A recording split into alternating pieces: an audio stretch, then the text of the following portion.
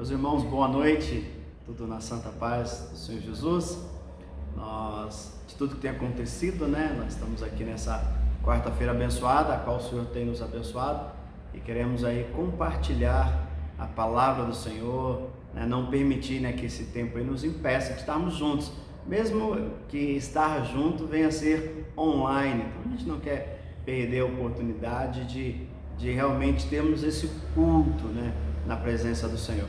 E nas quartas-feiras nós já estamos vindo aí compartilhar um tempo sobre a questão da oração, algo tão fundamental, e calhou, que com certeza a oração, como já temos dito, a oração ela é importante em todo o tempo, mas com certeza agora estamos tendo um tempo a mais para pensar nisso. E hoje eu queria pensar com vocês, analisar um texto da palavra do Senhor lá no livro de Salmos, Salmos de número 23, Salmos bem conhecido nosso, Então eu queria poder compartilhar algumas verdades, de Deus sobre as nossas vidas, para as nossas vidas, a respeito desse salmo, e pensar na seguinte questão: quando o pasto ele é maior ou mais importante do que Deus? É algo que nós precisamos analisar, que muitas vezes o pasto ele se torna maior, e o pasto não pode ser maior do que o pastor, ele não pode ser. E aí eu queria ler com você então Salmos 23, que diz assim: o Senhor é o meu pastor, de nada terei falta. Em vez de pastagem me faz repousar e me conduz às águas tranquilas. Restaura-me o vigor, guia-me nas veredas da justiça por amor do seu nome. Mesmo quando eu andar por um vale de trevas e morte, não temerei perigo algum, pois tu estás comigo. A tua vara e o teu cajado me protege. Prepara um banquete para mim à vista dos meus inimigos. Tu me honras, ungindo a minha cabeça com óleo, me fazendo transbordar o meu cálice. Sei que a bondade e a fidelidade me acompanharão todos os dias da minha vida, e voltarei à casa do Senhor enquanto eu viver. Os salmos que nós conhecemos bem, bem lido em quadros. Eu queria refletir sobre isso. Quando o pasto se torna mais importante do que o pastor, quando essas situações. Então, pensando um pouco em Davi, conhecemos também um pouquinho da sua história, da sua trajetória, um pastor de ovelhas, e ele pega nesse salmo, nesse poema que ele traz, ele pega o dia a dia dele, aquilo que ele viveu no campo, para trazer daquilo com uma experiência para o coração dele, para a vida dele. Então ele entendia a ideia, a essência de ser um pastor. Então ele sabia os cuidados que as ovelhas necessitavam. Ele sabia que para ser um pastor necessitava de lealdade, de dedicação, porque era dia, era noite, era chuva, era sol, não importava o tempo, ele teria que estar ali. Ele sabia como suprir as necessidades das ovelhas ali. Então ele começa a esclarecer que mesmo no tempo de escassez, era o pastor que providenciava as necessidades para as ovelhas. E como pastor de ovelhas, Davi também cuidava tanto das ovelhas fortes, sadias, como também das ovelhas fracas e doentes. Ele tinha esse cuidado, ele tinha esse zelo, e ele sabia como isso funcionava. Então ele transfere essa experiência que ele tinha do campo, essa experiência que ele tinha do pastoreio, lá do pasto mesmo, entre ele como pastor e as suas ovelhas ali. Agora ele faz esses salmos trazendo uma relação dele com Deus, como que essa essência do pastor. E nesse tempo de aflição que Davi passa quando está escrevendo esse salmo, ele começa a se ver como uma ovelha vivendo num tempo de sofrimento, uma ovelha vivendo em tempo difícil. Como precisa ser a nossa oração, a nossa devoção a Deus no período de sofrimento, no período no momento de dificuldade, sendo ela emocional, financeira, ou da forma que ela vem, como nós precisamos nos comportar, como ovelhas do Senhor nesse tempo. Então Davi, ele começa a pensar nisso, e a gente, voltando um pouco o salmo, ele vai dizer: o Senhor é o meu pastor, de nada sentirei, na NVI, ela traz, uma tradução que eu gosto em particular, de nada terei falta. Não é que ele não tinha falta às vezes tinha, como todos nós vamos ter, mas ele não sentiria falta. Por quê? Porque no meio do sofrimento, Davi, ele volta para ele mesmo, e lembrando a ele mesmo em oração, que o que ele mais precisava não era simplesmente do suprimento de Deus. No momento de sofrimento, no momento de tristeza e aflição, ele não precisava simplesmente do suprimento, mas ele queria naquele tempo, naquele momento de dificuldade, ele precisava também do conhecimento de Deus. Então não era só Deus tirar ele daquele tempo, mas que naquele tempo Deus pudesse também tratar com o coração dele.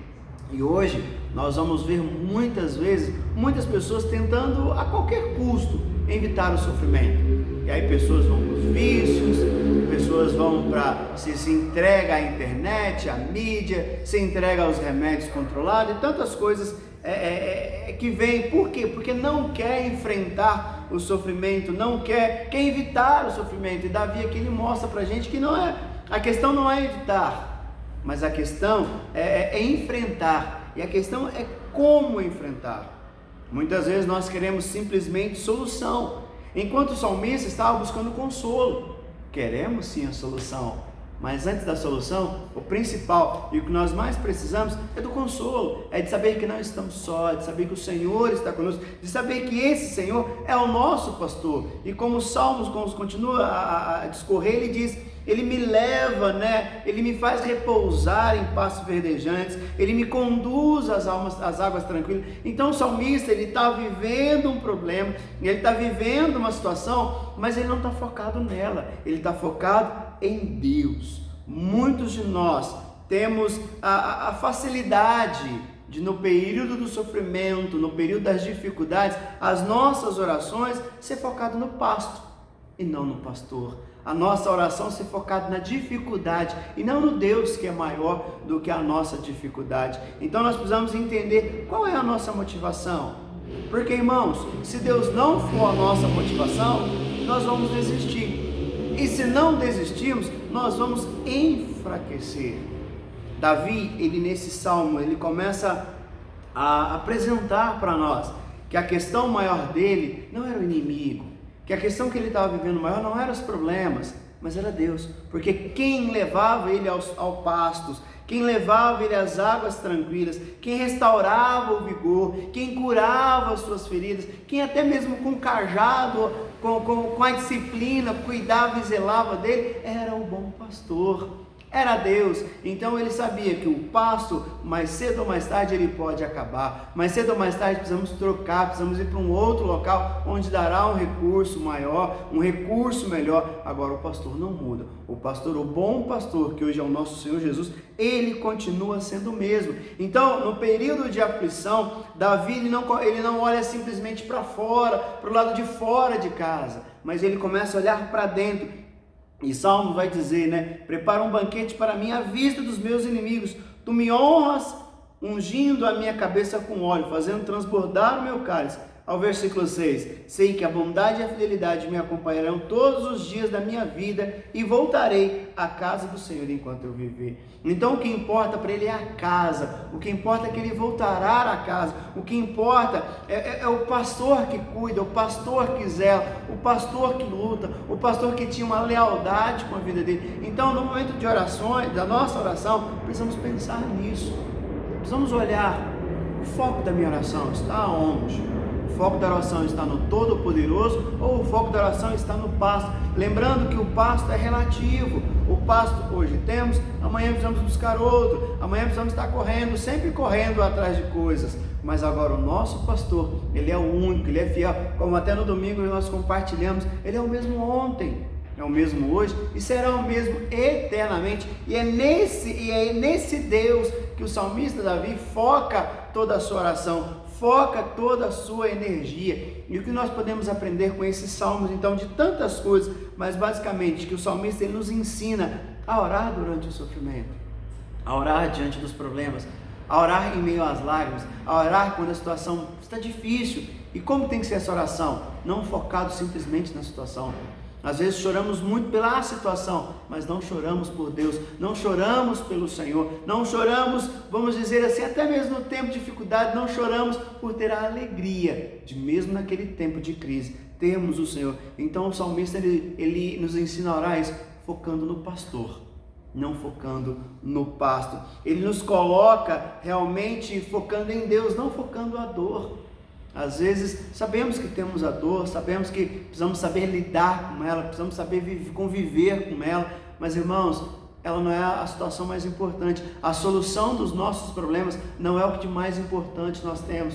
O mais importante é termos a presença do Senhor, é termos intimidade e não permitir então que as nossas tribulações nos leve a nos distanciar do Senhor, a orar mais por ela, a estar mais com ela do que com o próprio Deus. Nossa fé, ela precisa servir para nós em tempo de bonanças, como também em tempo de guerra. A nossa fé, ela precisa ser uma verdade para nós a cada instante. Ela precisa ser algo que venha nos abençoar no tempo de vida, como o próprio salmista diz, né? Aqui no versículo, só achar aqui, no versículo 4, que vai dizer: olha, mesmo quando eu andar por um vale de trevas e morte, não temerei ao perigo algum, pois tu estás comigo, a tua vara e o teu cajado me protege. Então, independente da situação, a nossa fé, ela precisa estar à nossa disposição, ela precisa fazer efeito, sendo quando as coisas estão boas, quando estamos felizes, quando também não estamos tão, quando é para a vida estamos bem felizes, mas se é para a morte também, possamos nos apegar a essa fé, porque a nossa fé não deve ser usada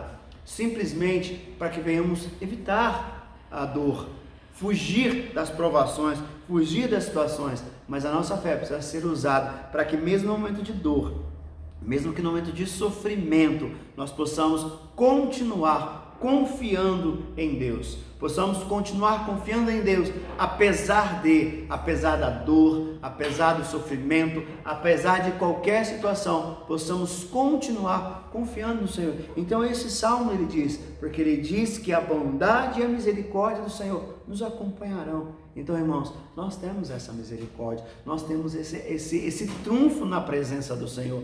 Então, como orar no sofrimento? Não sabemos que vai doer, sabemos que vamos chorar, sabemos que muitas vezes precisamos da ajuda, por isso que vivemos como igreja, vivemos numa comunidade evangélica. Para quê? Para que de nós possamos estar auxiliando o outro.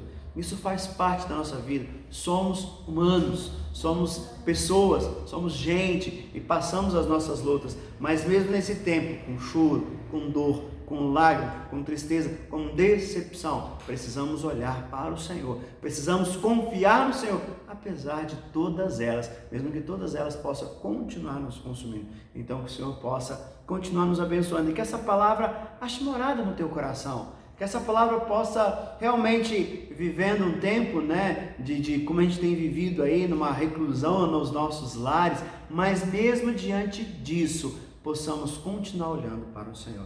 Amém? Eu queria nesse instante convidar você a fechar os teus olhos, curvar a tua cabeça e vamos orar ao Senhor. Oremos. Pai, mais uma vez, estamos diante do Senhor, gratos pela tua bondade, gratos pelo teu amor. Sabemos, ó Pai, que a tua palavra nos diz que no mundo nós teríamos aflições. E realmente, ó Pai, temos tido muitas, às vezes mais, outros menos. Também não dá para comparar a aflição que cada um tem passado. Mas a tua palavra também nos garante que o Senhor estaria conosco todos os dias. E mais, nos garante que o Senhor venceu o mundo. Então, Senhor, nós queremos, no nome do Senhor Jesus, pedir para que o Teu Espírito Santo nos ajude, Pai, nos auxilie, a mesmo no momento de sofrimento, a mesmo no momento de dor, olhar para o Senhor, confiar em Ti, que as nossas orações continuem sendo voltadas para o Senhor, crendo no Teu sobrenatural, amando a Ti mesmo com toda a situação. Então, Pai, apesar de qualquer situação, possamos continuar vivendo, ajudando um ao outro, ajudando mutuamente a confiarmos em Ti e saber que o Senhor não mudou, o Senhor continua sendo o mesmo sobre as nossas vidas. Então, Pai, nos ajuda a passar por essa fase. Sabemos que outras virão, sabemos que muitas nós já passamos, muitas o Senhor já nos abençoou, o Senhor foi conosco como um forte nos abençoando. E agora, em especial, vivendo algo muito atípico no nosso período, ó Pai, toda essa situação, mas sabemos que o Senhor vai nos ajudar, e sabemos que quando essa passar, outras virão, mas independente, ó Pai, das que já foram, das que está sendo, das que virão, queremos continuar confiando em Ti, com o nosso coração, com a nossa oração voltada tão somente para o Senhor. Então, Pai, continue agindo, continue abençoando e dando da Tua graça sobre as nossas vidas. É o que eu oro, Senhor, e agradeço a Ti no nome de Jesus. Amém. Amém, meus irmãos? Que Deus então assim continue te abençoando grandemente, né? Orando por todo esse tempo que temos passado, orando pela nossa igreja. Sabemos que temos passado aí nesse tempo que nós não sabemos o que será, né? Muitos irmãos já estão desempregados, então esteja orando, pedindo ao Senhor graça, pedindo ao Senhor misericórdia, para que o Senhor possa consolar os corações. Enquanto assim nós não retornarmos os nossos cultos aqui no templo, nós estaremos cultuando juntos, né? Você na tua casa, eu aqui, e juntos estaremos glorificando ao Senhor. Amém? Um forte beijo aí, fica com Deus, em nome de Jesus.